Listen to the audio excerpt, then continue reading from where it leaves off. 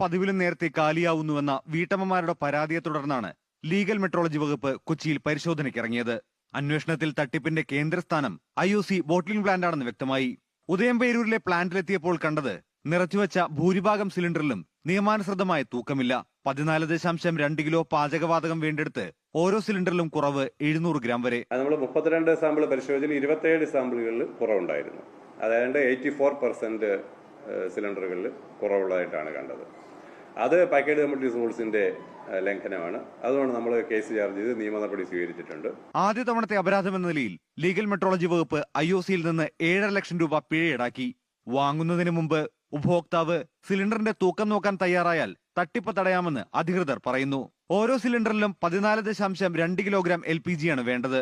ഇതും കുറ്റിയുടെ ഭാരവും സിലിണ്ടറിന് മുകളിൽ രേഖപ്പെടുത്തിയിട്ടുണ്ടാകും. 15.8 കിലോഗ്രാമാണ് സിലിണ്ടറിന്റെ ഭാരമെങ്കിൽ LPG കൂടി ചേർത്ത് മൊത്തം ഭാരം 30 കിലോ വരണം. LPG വീട്ടിലെത്തിക്കുന്ന വാഹനങ്ങളിലും തൂക്കം നോക്കുന്ന യന്ത്രം നിർബന്ധമായും സൂക്ഷിക്കണമെന്നാണ് നിയമം. ഒരു സിലിണ്ടറിൽ 500 ഗ്രാമിന്റെ കുറവുണ്ടായാൽ 2 ദിവസം കത്തിക്കാനുള്ള ഗ്യാസാണ് ഉപഭോക്താവിന് നഷ്ടപ്പെടുന്നത്. സാധാരണക്കാരന്റെ കീശ കാലിയാവുന്ന ഇത്തരം നിയമലംഘനങ്ങൾ തടയാൻ ഉപഭോക്താവ് കൂടി ഉണരണം. കൊച്ചിയിൽ നിന്നും നവീൻ വർഗീസ്.